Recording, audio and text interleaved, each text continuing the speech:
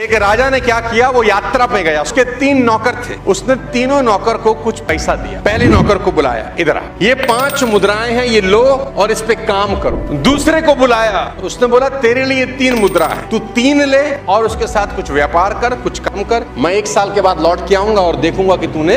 तीसरे नौकर को बुलाया, उसको 1 मुद्रा दी कि ये तेरे पास 1 है, तू जा इसके साथ कुछ कार्य कर, कुछ धंधा पानी कर, मैं 1 साल के बाद लौट के आऊंगा और देखूंगा कि तूने इसके साथ। जिसको 1 दी उसने कहा कि राजा की मुद्रा बड़ी कीमती है, उसने तुरंत मिट्टी खोद उसमें दबा दी। जब राजा आएंगे सुरक्षित निकाल के। 1 साल के बाद राजा वापस आए, तीनों को खड़ा किया, बोला अपनी अपनी मुद्राएं लेकर आओ। जिसको पहले को 5 दी थी, 5 की 10 बना दी। ये 10 मुद्राएं राजा जी आपको अर्पित करता हूँ। राजा ने कहा वाह क्या बात है। दूसरे को जिसको 3 दी थी, उसने बोला मैंने भी धंधा किया राजा साहब, 3 की 5 बना दी है, ये आपके पास। तीसरे से पूछा तेरा क्या हाल है, उसने मिट्टी खोदी, बोला प्रभु 1 की 1 संभाल के रखी, कुछ खराब नहीं किया। राजा ने कहा वेल डन। राजा ने मंत्री को आदेश दिया कि जिसकी 1 है इससे ले लो और उसको दे दो जिसके पास 10 है। उसने बोला ये तो नाइंसाफी, हम पे तो 1 ही थी, वो भी आपने ले ली और उसको दे दी जिसके पास ऑलरेडी 10 है। तो राजा एक लाइन बोले, याद रखो जिसके पास है उसे और दिया जाएगा और इस तरह उसके पास बहुत हो जाएगा, लेकिन जिसके पास नहीं है उससे वह भी ले लिया जाएगा